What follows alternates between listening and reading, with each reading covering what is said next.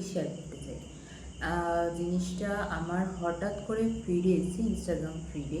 তো আমি জিনিসটা গুগলে যাচাই করে দেখলাম যে জিনিসটা কতটা সত্যি বা মিথ্যে। আচ্ছা, ভিডিওটা আগে দেখে নাও, তারপর বলছি। की बेटी को गोमती नदी में फेंक दिया।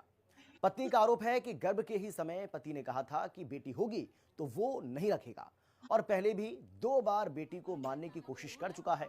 फिलहाल पुलिस नदी में फेंकी गई मासूम की तलाश में जुटी हुई है। बताया जा रहा है कि अशोक विश्वकर्मा की शादी करीब 20 साल पहले संजू विश्वकर्मा के साथ हुई और दोनों से 3 बेटियां, आकांक्षा 18 साल। ভারতবর্ষের মাটিতে এটা হয়েছে, যেই ভারতবর্ষের রাষ্ট্রপতি স্বয়ং নিজে একজন মহিলা, সেই দেশে মেয়ে সন্তান জন্মেছে বলে তার বাবা তাকে নদীতে ছুঁড়ে ফেলে দিয়েছে।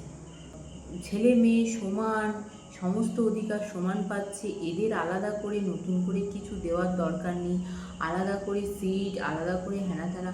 আরে আমরা তো বাঁচতেই পারি না, আমাদের তো বাঁচারই অধিকার নেই, জন্মালে নদীতে ছুঁড়ে ফেলে দেওয়া হচ্ছে। কোন জেনারেশনে 2026 অলরেডি এখনও এরকম চলছে। 3টে পরপর কন্যা সন্তান হয়েছে বলে 18 মাসের একটা সন্তানকে তার বাবা নিজে নদীতে ছুঁড়ে ফেলে দিয়েছে। মানুষের মানসিকতা সেই একই জায়গায় দাঁড়িয়ে আছে যে পুত্র সন্তানই পারবে পরবর্তী জেনারেশনকে নিয়ে আসতে, কন্যা সন্তান পারবে না।